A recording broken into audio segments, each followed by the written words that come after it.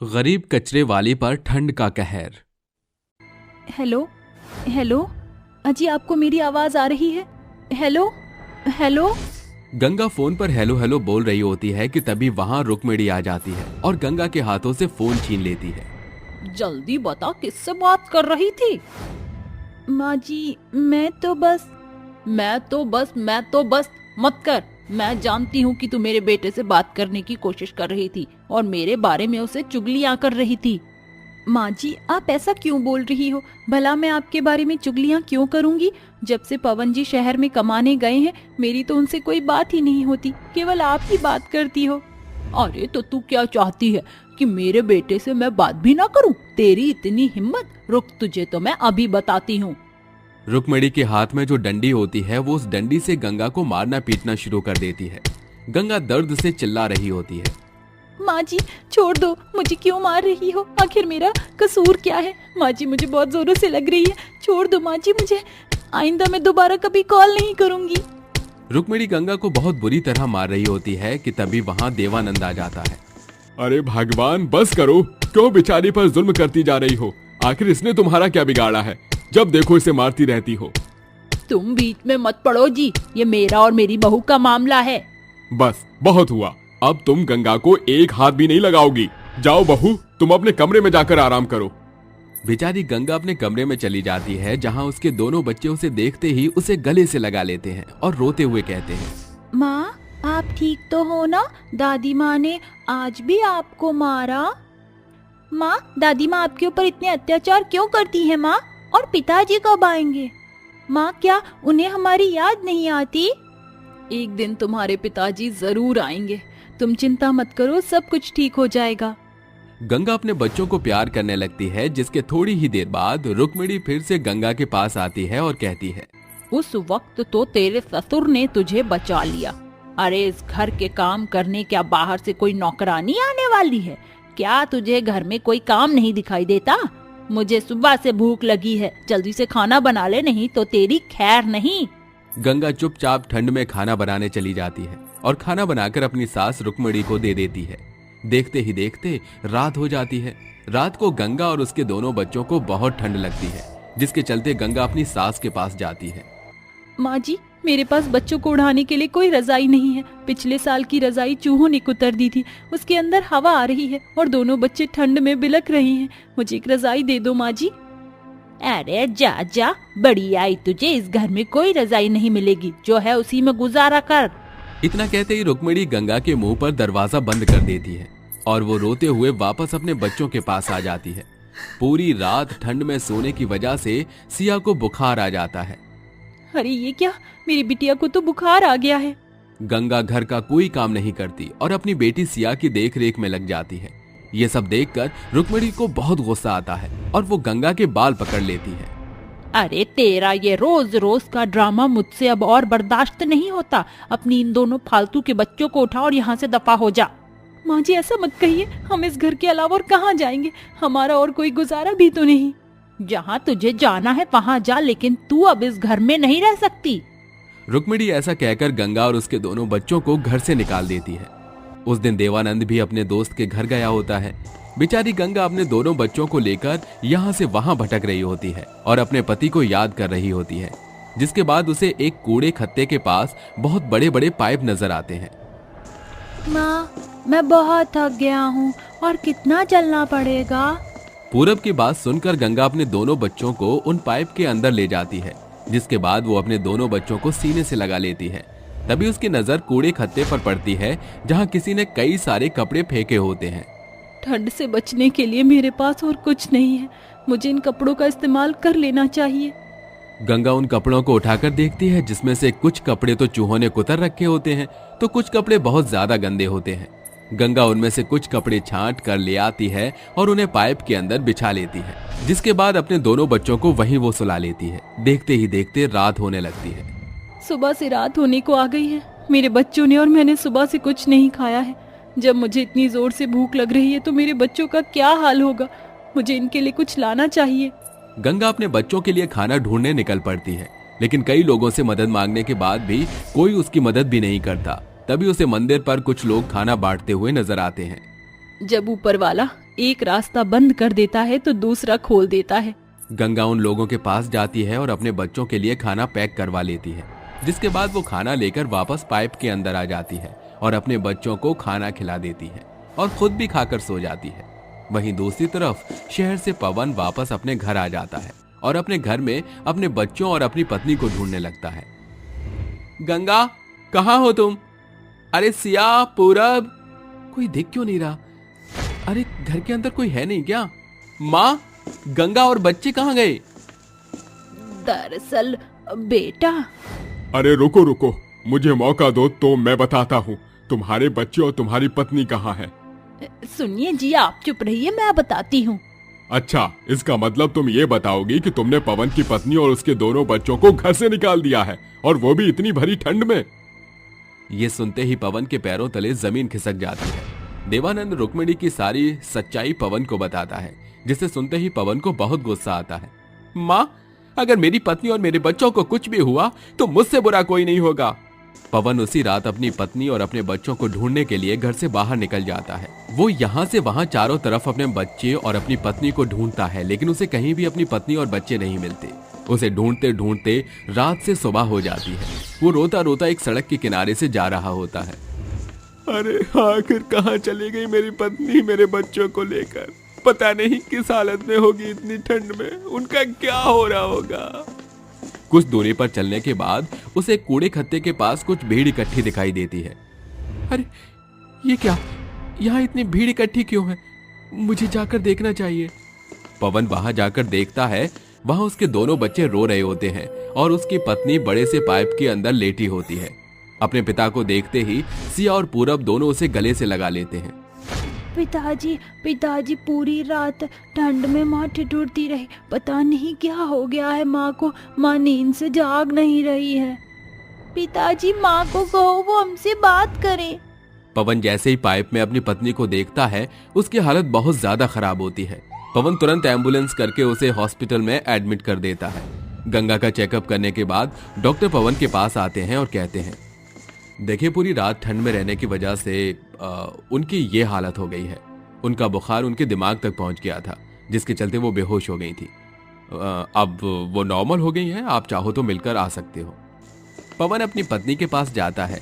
पवन को देखते ही गंगा रोने लगती है, जिसके बाद गंगा रोते हुए रुक्मिणी के सभी अत्याचारों के बारे में पवन को बताती है। गंगा के ठीक होने के बाद पवन अपने दोनों बच्चों और अपनी पत्नी गंगा को वापस घर ले आता है और अपनी माँ से कहता है, माँ, आपने मुझे शहर भेजा था ताकि मैं अच्छा कमा सकूं और अपने परिवार का ध्यान रख सकूं, लेकिन मुझे नहीं पता था कि आप मुझे शहर इसलिए भेजना चाहती थी क्योंकि आप मेरे दोनों बच्चों और मेरी पत्नी से पीछा छुड़ाना चाहती थी। लेकिन आज के बाद मेरे दोनों बच्चे और मेरी पत्नी आपके पास नहीं रहेंगे। मैं अपनी पत्नी और अपने दोनों बच्चों को अपने साथ शहर लेकर जा रहा हूं और आपके खर्चे के लिए हर महीने पैसे भिजवा दिया करूंगा। इतना कहकर पवन अपनी पत्नी और अपने दोनों बच्चों को शहर ले आता है, जिसके बाद वो अपने परिवार के साथ खुशी खुशी रहने लगता है। वहीं दूसरी तरफ रुक्मिणी को अपनी गलती का पछतावा होता है। चार जेठानी की एक विकलांग देवरानी। अरे ओ देवरानी जी, और कितनी देर लगेगी चाय बनने में? बस लाई जेठानी जी। दिया जल्दी से अपनी चारों जेठानी के लिए चाय बनाकर अपनी जेठानियों को पीने को देती है। तभी कविता कुड़कुड़ाती हुई कहती है, आथू। क्या हुआ जेठानी जी, चाय अच्छी नहीं बनी क्या? अरे ये कैसी चीनी कम चाय बनाई है तुमने दिया, ऐसा लग रहा है उबले पानी की घूंट पी रहे। दूध डालना भूल गई थी क्या? जेठानी जी, मैंने तो रोज की तरह ही चाय बनाई है। अरे तो क्या हम जेठानियां झूठ बोल रही हैं? इतनी बकबकी चाय पिलाकर मूड खराब कर दिया। अब खड़ी क्या हो, जाओ जाकर दोबारा चाय बनाओ। ये कहानी है चार जुल्मी जेठानियों, चैताली, कविता, बेला, श्रुति की। इकलौती देवरानी दिया की, जिसका हर दिन जेठानियों की जी हुजूरी में गुजरता था, मगर दिया इतनी कामकाजी थी कि ना तो वह कभी कामों से उकताती थी ना कुड़कुड़ाती थी। ये लीजिए जेठानी जी चाय। कैसी बनी है चाय? ठीक ठाक है। खाने में क्या बना रही हो? जो आप चारों कहे। ठीक है, मेरे लिए कढ़ी चावल बना देना। मुझे खट्टी भरवा भिंडी खाना है, मेरे लिए वही बनाना। मुझे और कविता के लिए आलू के पराठे बना देना। सर्दियां बीतने वाली हैं, अभी आखिरी 2-4 दिन तो आलू के पराठे का लुत्फ उठाना बनता है। इसके बाद दिया अपनी चारों जेठानियों के मनपसंद का खाना बनाने में जुट जाती है और एक और जहां देवरानी मेहनत में मगन थी, वहीं जेठानियां कामचोरी के जश्न में डूबी थी। समय बीतता है। जेठानी जी, सब्जियां खत्म हो गई हैं, मैं बाजार से होकर आती हूँ। हाँ ठीक है, मगर जल्दी आना, बाजार में जाकर जमी मत रह जाना, समझी? जी ठीक है।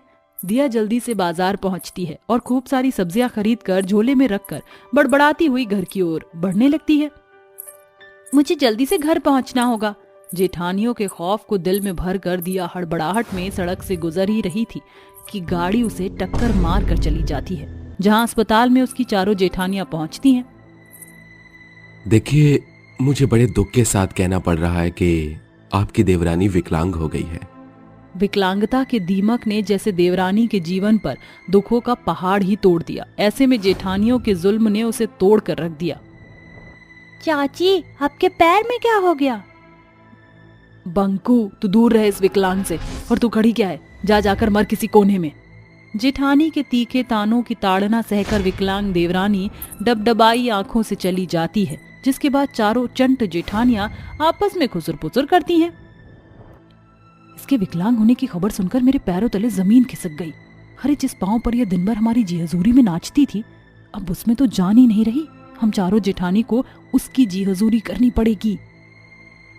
बिल्कुल भी नहीं, हम चारों जेठानी इस पर इतना जुल्म उठाएंगे कि यह जीते जी चिता पर बैठ जाएगी या फिर घर छोड़कर चली जाएगी। दिया अपने बिस्तर पर बैठी ही होती है, तभी सबसे बड़ी जेठानी बेला उसे कहती है, अरे ओ मेरी कामचोर देवरानी, समय की कोई खोज खबर है कि नहीं? 6 बज गए हैं। आज क्या हमें भूखा सुलाने का इरादा है? चलकर रोटी बनाओ। मगर जेठानी जी, आप तो देख रही हैं कि मेरे पैर छिन गए हैं और मेरे दोनों हाथ बैसाखी पर घूम रहे हैं। ऐसे में रोटी कैसे बनाऊंगी? देख दिया, मैं ये तेरी नौटंकी देखने नहीं आई। चलकर रोटी बना, वरना उठा अपनी कठरी और पकड़ ले मायके की डगरी, क्योंकि तेरे पिया जी तो परदेश में है और तेरा खर्चा हमारे पैसों से चल रहा है। अपनी चमड़ी घिसेगी तो तेरी भूख मिटेगी। कोई चारा ना दिखाई देने पर बेचारी विकलांग देवरानी को रसोई में जाकर रोटियां बनानी पड़ती हैं। इस बीच कभी बैसाखी उसके हाथ से छूटती तो कभी उसके बेजान पैर लड़खड़ाते। ये सब देखकर चारों जेठानी उसकी हंसी उड़ाती है। ओह माय गॉड, क्या बात है, हमारी देवरानी के दोनों पैर तो ताल के बिना ही थिरक रहे हैं। अचानक दिया की आंखों के सामने अंधेरा छाने लगता है और वह जमीन पर गिर जाती है। तभी बंकू दौड़ता हुआ आकर उसे उठाता है। चाची, चाची, क्या हुआ? आप ठीक तो हो? बंकू, तुझे मना किया था ना कि इस विकलांग से दूर रहे। पता नहीं कौन सी घुट्टी पिला दी इस डायन ने तुझे। जो रमता जोगी बन गया है मेरा बेटा तेरा। माँ, मुझे छोड़ दो, चाची को दर्द हो रहा है। ऐसे ही दिन बीतते हैं, जिसके साथ चारों जेठानियों की ज्यादतियां जुल्म की तराई में उतर जाती हैं। वो कभी उसकी बैसाखी छुपा देती तो कभी उसे बैसाखी समेत गिरा देती। फिर एक शाम, दिया, अरियो दिया, अरियो, हमारी विकलांग देवरानी जिंदा है कि निपट गई? जी जेठानी जी। ये पैसे पकड़ और जाकर बाजार से कुछ साग सब्जी ले आ। ये सुनकर विकलांग दुखियारी देवरानी के आंखों के आगे सड़क पर हुए हादसे की छवि छिटक पड़ती है और वह थरथराती हुई कहती है, जेठानी जी, आप तो जानती हैं मेरी टखनों का बल चला गया। मेरी जिंदगी बैसाखी पर चल रही है। ऐसे में मेरे दोनों हाथ तो बैसाखी पर हैं। जगा अपने अंदर की नारी शक्ति, वरना न तू बचेगी न तेरी बैसाखी।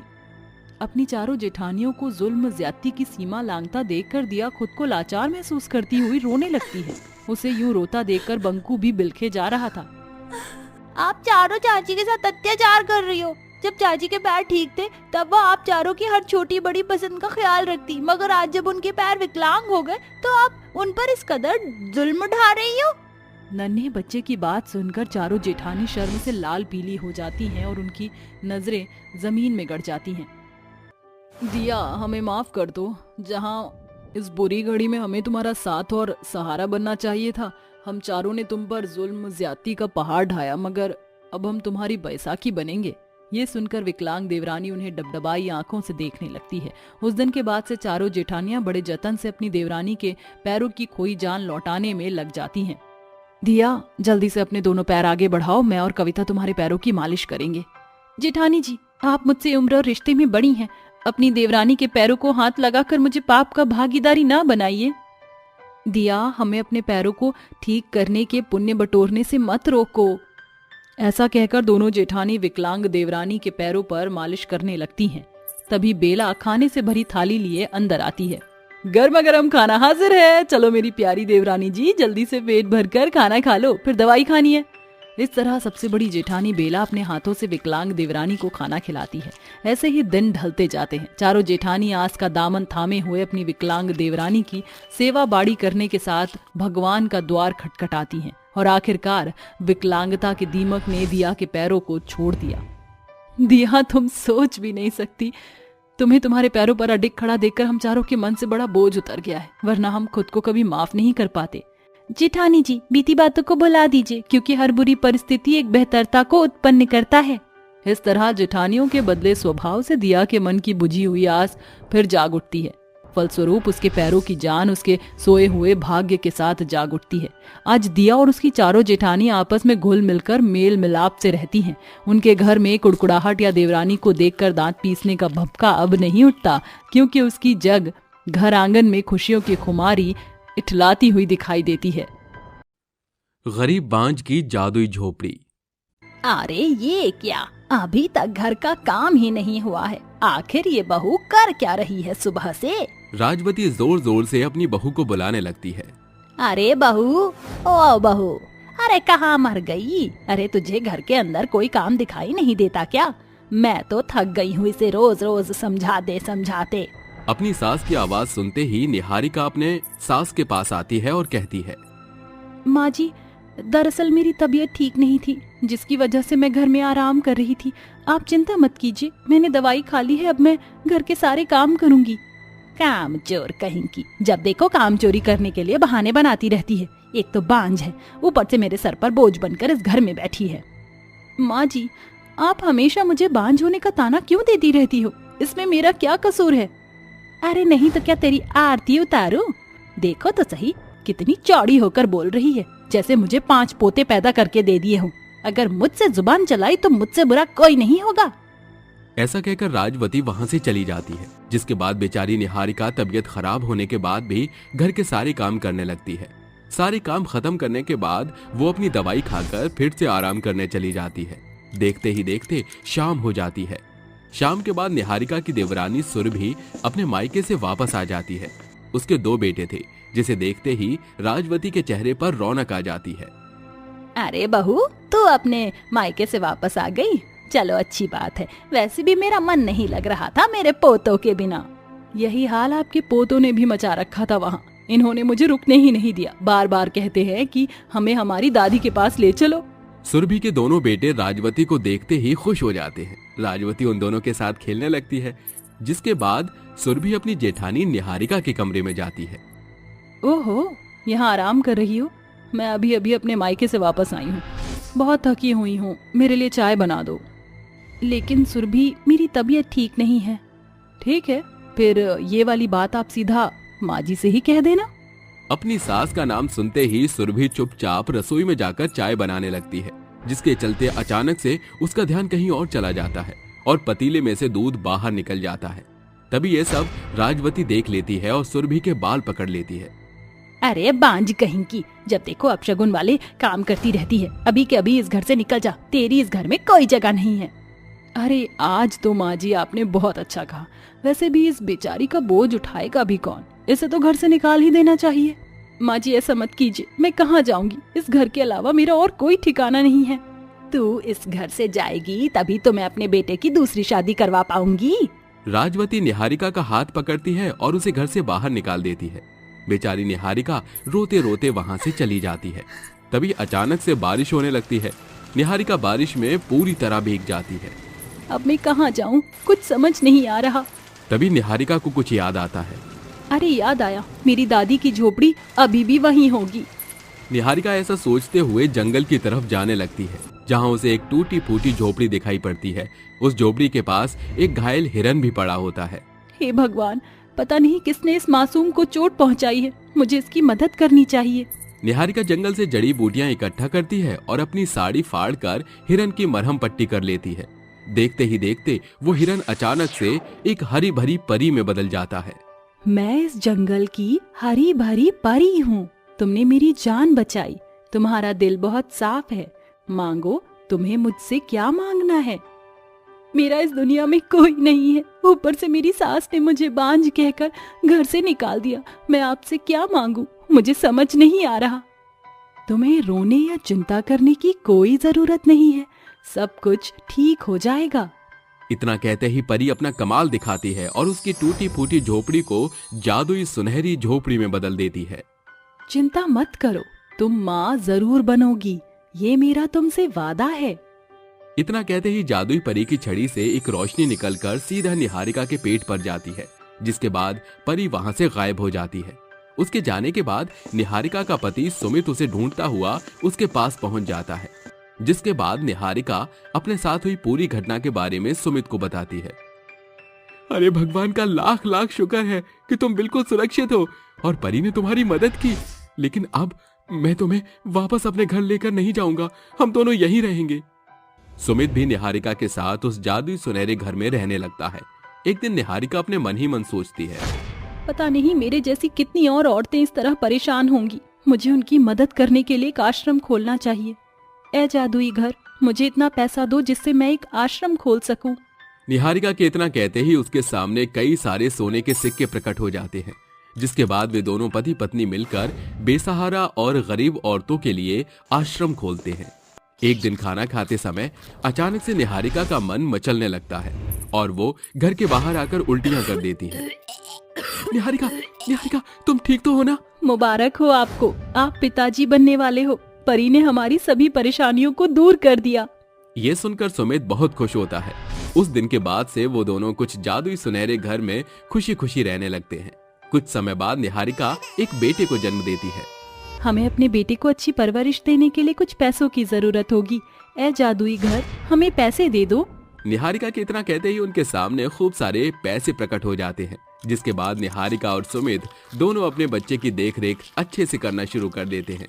एक दिन सुमित निहारिका से कहता है, मैं अब और इस जादुई घर के भरोसे नहीं रहना चाहता, मुझे कुछ अपना काम करना चाहिए। क्यों ना मैं एक सुनार की दुकान खोल लूं? जादुई घर, क्या तुम मुझे ढेर सारे सोने के गहने दे सकते हो? सुमित के इतना कहते ही उसके सामने सोने के गहनों का ढेर लग जाता है। अरे वाह, ये तो बहुत अच्छा हुआ, अब मैं अपनी खुद की एक सुनार की दुकान खोलूंगा। सुमित उन सोने के गहनों से अपनी सुनार की दुकान खोल लेता है। देखते ही देखते उसकी सुनार की दुकान अच्छी खासी चलने लगती है। कुछ ही समय में उनकी सारी परिस्थितियां ठीक होने लगती हैं।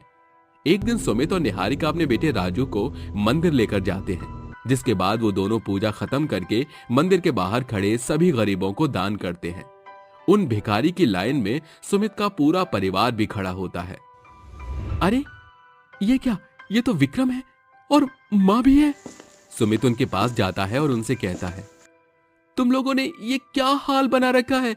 क्या हुआ तुम्हारे साथ? कहाँ चला गया था बेटा तू हमें छोड़कर? तेरे जाने के बाद विक्रम को बिजनेस में बहुत बड़ा लॉस हो गया। देखते देखते हमारा घर भी नीलाम हो गया और हम लोग सड़क पर आ गए। हमने तुझे ढूंढने की बहुत कोशिश की, लेकिन तू हमें कहीं नहीं मिला। आप सभी ने मिलकर मेरी पत्नी निहारिका को घर से निकाल दिया था। आपको क्या लगा कि आपके चलते मैं किसी और से शादी कर लूंगा? मैं निहारिका से प्यार करता हूँ और उसी के साथ अपना जीवन व्यतीत करूंगा। ये देखो माँ, आप निहारिका को, आप हमेशा इसे बांझ कहा करती थी ना। ये हमारा बेटा राजू है, मेरी पत्नी बांझ नहीं है माँ। राजवती को अपनी गलती का एहसास होता है और वो अपनी बहू निहारिका से माफी मांगती है, जिसके बाद निहारिका सभी को माफ कर देती है और अपने साथ उन्हें अपने जादू सुनहरे घर में ले जाती है। उस दिन के बाद से सभी एक साथ खुशी खुशी जादुई सुनहरे घर में रहने लगते हैं। 5 आलसी ननद की एक कामकाजी भाभी। परिणीति रसोई में खड़ी खाना बना रही थी, तभी अचानक उसकी 5 ननद श्रुति, जिया, निकिता, निम्मी और अन्नू किचन में पधार पड़ती हैं। ओह माय गॉड, परिणीति भाभी, ये करछी चमचा चलाना छोड़िए और चलकर मेरी चोटी बना दीजिए। मैं कॉलेज के लिए लेट छोड़ रही हूँ। नहीं भाभी, पहले मेरी ड्रेस प्रेस कर दीजिए, आज मुझे पार्टी के लिए जाना है। तेरी पार्टी गई तेल लेने। भाभी देखो ना, टीवी का रिमोट नहीं मिल रहा, जरा ढूंढ दो प्लीज। जिया, तुमने हॉल से उठकर रसोई में आने की तकलीफ कर ली, मगर एक रिमोट नहीं ढूंढ सकती? छोटी बच्ची हो क्या? मैं क्या रजनीकांत का बनाया रोबोट हूँ जो आंखों से स्कैन करके रिमोट छान मार लूंगी? अरे भाभी, आप हम 5 ननद की कामकाजी भाभी हो, चाहे काम रसोई की करछी चमचा चलाना हो या किसी को टिप टॉप बनाना हो, आप तो चुटकियों में कर देती हो। भाभी आप इसकी मक्खनबाजी में मत आना, तुम लोगों को दिखाई नहीं देता। भाभी खाना बना रही हैं, मुझे बहुत जोरों की भूख लगी है। तुम चारों किचन से कल्टी करो, वरना तुम चारों कामचोरों को मैं कच्चा चबा जाऊंगी। पहले होगी पेट पूजा, फिर काम दूजा। बाढ़ में गई तेरी भूख। भाभी मेरा काम करेंगी पहले। नहीं, मेरा काम करेंगी। अपनी पांचों कामचोर ननद को इस कदर नोक-झोंक करता देखकर परिणीति सिर पकड़कर फुसफुसाते हुए बोलती है, पता नहीं भगवान ने मुझे एक साथ 5 कामचोर निकम्मी निठल्ली ननद की भाभी बनाया ही क्यों। सुबह का सूरज निकलते देर नहीं होती कि मेरी नल्ली ननद नगाड़े बजाने लगती है। बस बंद करो झगड़ना, तुम्हारी खटपट से मेरे कानों से खून निकल रहा है। और बारी बारी से बताओ किसका क्या काम करना है। पांचों आलसी ननद बेचारी अकेली भाभी पर काम थोप कर मटर गश्ती करने चली जाती हैं और परिणीति एक पांव पर नाचती हुई पांचों का काम पूरा करती है। ऐसे ही समय बीतता जाता है, जिसके साथ पांचों के अंदर बसा आलस 4 मीनार की चढ़ाई चढ़ने लगता है। एक शाम किचन का काम निपटाने के बाद परिणीति गहरी सांस भरते हुए बोलती है, शुक्र है आज तो 5 बजे तक सारा काम चकाचक हो गया और रात के डिनर की तैयारी में अभी 2 घंटे हैं। इतनी देर कमर सीधी कर लेती हूँ। जैसे ही परिणीति अपने कमरे में जाकर बैठती है कि अचानक उसे श्रुति की चीख सुनाई देती है। आह भाभी। अरे ये तो श्रुति की आवाज है, ये चिल्ला क्यों रही है। बेचारी भाभी ननद के मोह में भागती हुई कमरे में आती है, जहाँ श्रुति मोमोज के चटखारे लगा रही होती है। भाभी प्लीज जरा जल्दी से मुझे पानी पास कर दीजिए, मिर्च के मारे मेरी जुबान जल रही है। परिणीति जल्दी से श्रुति को पानी दे देती है, जिसे पीकर श्रुति कहती है, थैंक यू भाभी। हो गया ना गला गीला। अब बताओ फटे ढोल की तरह क्यों चीख रही थी। पानी देने के लिए। क्या तुम इतनी कामचोर कैसे हो सकती हो यार। श्रुति फटे स्पीकर की तरह चिल्ला सकती हो, मगर अपना हाथ पांव चलाकर खुद पानी नहीं ले सकती थी। अरे पानी का जग कोई 7 समुंदर पार थोड़ी रखा था। 4 कदम चलना भी भारी पड़ रहा है क्या। ओ भाभी जस्ट इतना हाइपर क्यों हो रही हो। और वो भाभी ही क्या जो ननद के नखरे ना उठाए। अपनी ननद की अतरंगी सोच सुनकर भाभी कमरे में चली जाती हैं। ऐसे ही दिन बीतते जाते हैं और पांचों ननद छोटे से छोटा काम भी अपनी कामकाजी भाभी से करवाती। एक रात पांचों ननद मेज पर बैठी कांटा चम्मच बजाते हुए बोलती हैं, भाभी जल्दी करो, हमें जोरों की भूख लगी है। बस पांचों के लिए पेट पहाड़ है।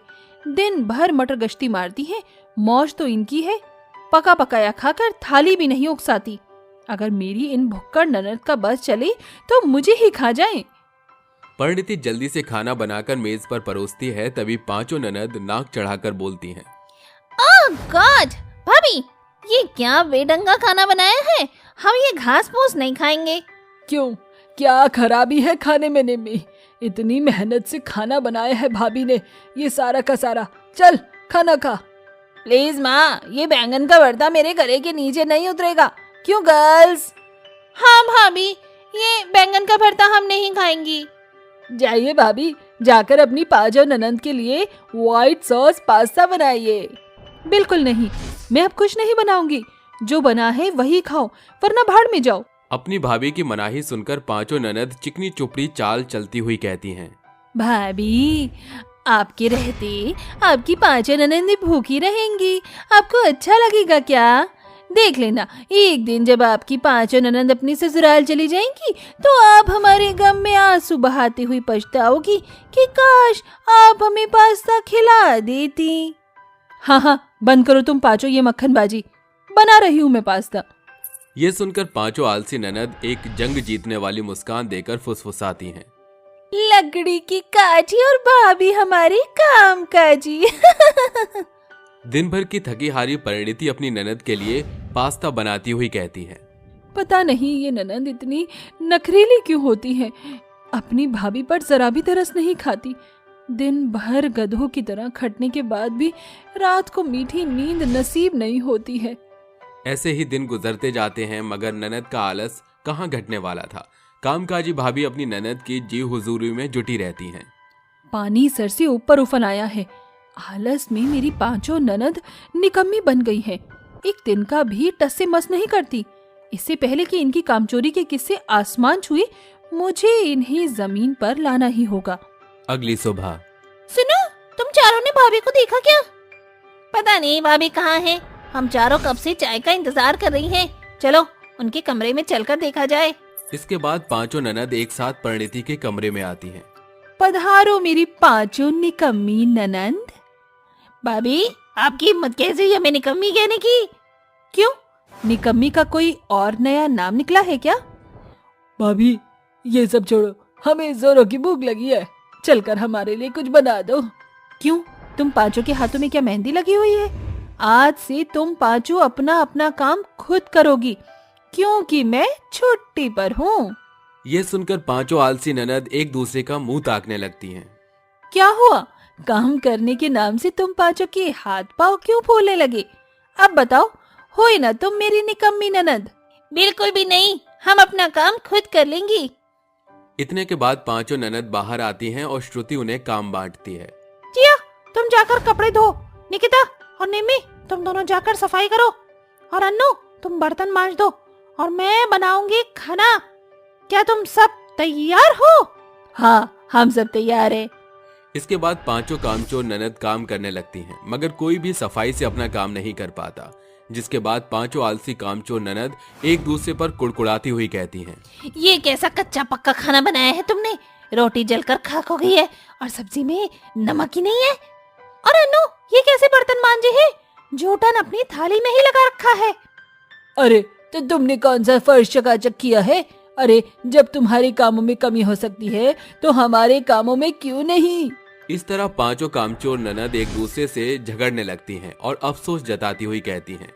पता नहीं भाभी अकेले ये सारा काम कैसे करती थी। यहाँ तो हम पांचों के लिए इतना कुछ करना भारी पड़ रहा है। चलो भाभी के पास चलते हैं। इसके बाद पांचों आलसी ननद अपनी भाभी के पास आती हैं। भाभी, हमसे गलती हो गई, हमें माफ कर दीजिए। इतने सालों से आप हम पांचों ननद के नखरे झेल रही थी, मगर हम पांचों की तो एक ही दिन में हालत पंचर हो गई। काश भाभी, हम पांचों भी आपकी तरह कामकाजी होते, मगर आज से हम पांचों हर काम में आपका हाथ बटाएंगे। तो आखिरकार मेरी पांचों आलसी ननद को अपनी भाभी की कदर समझ आ ही गई। ये सुनकर पांचों ननद मुस्कुरा देती हैं और उस दिन के बाद से पांचों ननद अपनी भाभी के साथ मिलकर हर छोटे बड़े काम में हाथ बटाया करती। नदी में भूत और चुड़ैलों का सुनहरा शहर। रात का समय होता है। शिव और कैलाश दोनों जंगल से गुजरते हुए अपने घर की तरफ जा रहे होते हैं। देख कैलाश, तू अच्छे से जानता है कि रात के समय गांव से धीरे धीरे लोग गायब होते जा रहे हैं, लेकिन फिर भी तू इस रास्ते से जा रहा है। अरे शिव, तू भी ना, ये सब तो अफवाह है, अफवाह। भला जंगल से कोई कैसे गायब हो सकता है? इस जंगल के अंधेरे को देखकर तो मेरा गला सूख गया है। अगर गला सूख गया है तो ये ले, पानी पी ले। अरे भाई, ये बोतल तो खाली है, इसमें तो एक बूंद पानी तक नहीं है। अच्छा ऐसी बात है तो कोई बात नहीं, कुछ दूरी पर एक नदी आती है, वहाँ से इस बोतल में पानी भर लेंगे। कुछ दूर चलने के बाद नदी आ जाती है। कैलाश और शिव दोनों नदी किनारे रुककर पानी पीने लगते हैं और बोतल में पानी भर लेते हैं। जैसे ही वो दोनों वहाँ से जाने लगते हैं, उन्हें अजीब सी आवाज आती है। ये आवाज कैसी थी? मैं नहीं जानता, चलो यहाँ से चलना चाहिए। वो दोनों वहाँ से जाने ही वाले थे कि तभी नदी किनारे एक भूतिया नाव आकर रुकती है, जिसके अंदर से भूत और चुड़ैल निकलकर बाहर आ जाते हैं। रुक जाओ, कहाँ जा रहे हो? आज तो शिकार खुद चलकर हमारी नदी के पास आया है। इंतजार किस बात का है, चलो शिकार का शिकार करते हैं। भूत, चुड़ैल, शिव, भाग भाग यहाँ से, भाग भाग।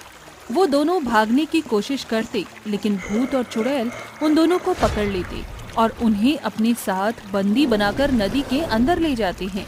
धीरे धीरे रात खत्म हो जाती है और अगले दिन सवेरा हो जाता है। अरे मुखिया जी, कल रात से मेरा बेटा घर नहीं लौटा। मेरा बेटा कैलाश भी वापस नहीं लौटा है। मुखिया जी, इस प्रकार गांव के कई लोग गायब हो चुके हैं। अगर ऐसे ही चलता रहा तो हमारे गांव में एकाएक दिन कोई नहीं बचेगा। तुम लोगों को मुझे मेरा काम सिखाने की कोई जरूरत नहीं है। मैंने कंप्लेन लिखवा दी है, जल्द से जल्द लोगों को गायब करने वाला किडनैपर पकड़ा जाएगा। मुखिया के ये कहने के बाद सभी लोग वहाँ से चले जाते। देखते ही देखते पूरा दिन निकल जाता है, लेकिन शिव और कैलाश वापस घर नहीं लौटते। जिसके बाद रात हो जाती है और सभी लोग अपने घरों में आराम से सो जाते हैं। आधी रात के समय फिर से नदी किनारे एक नाव आकर रुकती है, जिसके अंदर भूत और चुड़ैल होते हैं। कितना सन्नाटा है यहाँ। चलो आज गांव में जाकर कुछ तूफानी करते हैं। बहुत मजा आएगा इन लोगों को बंदी बनाकर ले जाने में। अरे यूं ही अपने कंधे दांत फाड़ती रहेगी या शिकार करने भी चलेगी। भूत और चुड़ैल गांव में पहुंच जाते हैं, जिसके बाद वो गांव की चारों तरफ अकेले अकेले लोगों को देखते हैं। आज तो यहाँ कोई नहीं दिख रहा। कालिया तू वहाँ जा, मैं इस तरफ जाता हूँ। माया, क्यों ना हम दोनों एक साथ चलते हैं, दोनों अपने शिकार को दबोच लेंगे। माया और छाया दोनों एक साथ चली जाती हैं, लेकिन उन्हें कहीं भी कोई अकेला इंसान नहीं दिखता। तभी छाया को साइकिल की आवाज आती है। मुझे एक साइकिल की आवाज आ रही है, लगता है इस रास्ते से कोई गुजरने वाला है। चल माया, छुप जाते हैं। वो दोनों छुप जाती हैं, जिसके बाद वहाँ से एक आदमी साइकिल चलाते हुए आ रहा होता है। याहू, चाहे कोई मुझे जंगली कहे, याहू कहने को जी कहता रहे, हम प्यार के तूफानों में गिरे हैं, हम क्या करें, याहू। तभी उसके सामने माया आ जाती है। आजा मेरा शेरा, आज तुझे हम जंगली बनाते हैं। माया और छाया दोनों मिलकर उस आदमी को पकड़ लेते हैं। चुड़ैल, चुड़ैल, अरे बचाओ, कोई मुझे बचाओ, चुड़ैल। उस आदमी की आवाज सुनते ही भूत भी वहां आ जाते हैं, जिसके बाद वो सभी उस आदमी को बंदी बनाकर अपने साथ नदी किनारे ले जाते हैं और नाव में बैठाकर उसे नदी के अंदर ले जाते हैं। नदी के अंदर एक बहुत प्यारा और सुंदर सुनहरा शहर था, जहाँ पर भूतों का वास था। वहाँ का चांडाल इंसानों को बंदी बनाकर उनसे सुनहरे शहर को बनवा रहा था। आका, मैं आपके लिए एक और बंदी बनाकर लाया हूँ। जाओ और ले जाओ इसे और लगा दो काम पर। छाया उस आदमी को सुनहरे शहर के बगीचे में ले जाती है और उससे कहती है, तुम्हें यहाँ पर सोने के सुनहरे फूल लगाने हैं और यही तुम्हारा काम है। वो आदमी डर के मारे सोने के सुनहरे फूल लगाने लगता है। सुनहरे शहर में इंसान बंदी बनकर सुनहरे शहर को बना रहा होता है। कोई सोने की चक्की से आटा पीस रहा होता है, तो कोई सोने के सुनहरे शहरों की सड़कों पर झाड़ू लगा रहा होता है। सभी इंसान वहाँ पर काम कर रहे होते हैं और सभी भूत और चुड़ैल वहाँ अपनी मौज मस्ती में लगे होते हैं। तभी वहाँ पर एक हसीना नाम की चुड़ैल एक इंसानी औरत से कहती है, तुम बहुत मोटी और भद्दी लग रही हो। लगता है इंसानों की दुनिया में तुमने बिल्कुल भी काम नहीं किया है। ये लो, ये मेरे कपड़े, इन्हें अच्छे से धोना। छोड़ दो मुझे, जाने दो, मुझे जाने दो यहाँ से। आखिर तुम लोगों ने हमको यहाँ कैद क्यों कर रखा है?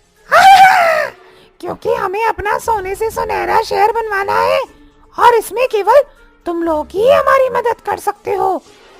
ऐसा कहकर हसीना वहाँ से चली जाती है और वहीं दूसरी तरफ सुनहरे शहर के अंदर चांडाल के लिए इंसान मजदूरी करके उनका एक किला भी बना रहे होते हैं। वहीं दूसरी तरफ इंसानों की दुनिया में सवेरा हो जाता है और एक नुपुर नाम का लड़का भागते हुए गांव के लोगों को इकट्ठा करता है और उनसे कहता है, मैंने देखा था उन्हें। रात के समय वे रात के समय आते हैं और गांव के लोगों को बंदी बनाकर अपने साथ ले जाते हैं। अरे भाई, तो ये किसकी बात कर रहा है? मैं भूत और चुड़ैल की बात कर रहा हूँ। रात के समय भूत और चुड़ैल गांव में आकर लोगों को गायब करके ले जाते हैं। गांव के सभी लोग ये बात सुनकर हैरान रह जाते हैं, जिसके बाद वो सभी नुपुर को मुखिया के पास ले जाते हैं और नुपुर मुखिया को सारी सच्चाई बताता है। अगर ऐसी बात है तो हमें अब तांत्रिक बाबा को बुलाना ही होगा। अब वही हमारी मदद कर सकते हैं। रात के समय तांत्रिक बाबा गांव में आ जाते हैं। तो बताओ बालक, वो भूत और चुड़ैल उस आदमी को कहाँ लेकर गए थे? नुपुर तांत्रिक बाबा को जंगल की तरफ ले जाने लगता है, जहाँ भूत और चुड़ैल के साथ साथ इंसानों के पैर के छापे भी होते हैं, जो जंगल से होकर नदी पर आकर खत्म हो जाते हैं। अरे ये क्या, ये पैरों के निशान तो यहीं पर आकर खत्म हो गए हैं। हो ना हो इस नदी में कुछ तो गड़बड़ है, मुझे इस नदी के अंदर जाना होगा। लेकिन बाबा, अगर उन भूत और चुड़ैलों ने आपको कोई नुकसान पहुंचाया तो? वो मेरा बाल भी बांका नहीं कर सकते। इतना कहकर तांत्रिक नदी में डुबकी मार देता है और नदी के सहारे वो भूत और चुड़ैल के सुनहरे शहर में पहुंच जाता है। ये क्या, यहाँ तो सुनहरा शहर है। कुछ भूत और चुड़ैल उसे चांडाल के पास ले जाते हैं, जिसके बाद तांत्रिक चांडाल से कहता है, देख चांडाल, तू हमारी दुनिया के इंसानों को कैद करके अपनी दुनिया में नहीं ला सकता। अगर तू ऐसा करेगा तो मजबूरन मुझे तेरे भूत और चुड़ैलों को भी कैद करके अपने साथ लेकर जाना पड़ेगा। मेरी दुनिया में आकर तू मुझे धमकी दे रहा है, मैं तुझे यहीं जिंदा गाड़ दूंगा। ये सुनते ही तांत्रिक को गुस्सा आता है और वो एक शीशे की बोतल निकालता है और मंत्र पढ़ने लगता है। शिष्टम न दृष्टम अभिशाल भेदनम न शिष्टम न दृश्यम वायुमंडलम भेदनम। मंत्र खत्म होते ही भूत और चुड़ैल उस शीशे की बोतल में कैद हो जाते हैं। क्यों चांडाल, अब तुझे मेरी बात का यकीन हुआ? ठीक है, मैं तुम्हारी बात मान लेता हूँ। मैं इन सभी इंसानों को छोड़ दूंगा, लेकिन तुम मेरी दुनिया की भूत और चुड़ैलों को कैद नहीं करोगे। तांत्रिक और चांडाल के बीच सौदा पक्का हो जाता है, जिसके बाद तांत्रिक के कहने पर चांडाल सभी इंसानों को उनकी दुनिया में वापस भेज देता है। उस दिन के बाद से इंसान अपनी दुनिया में खुशी खुशी रहने लगते हैं।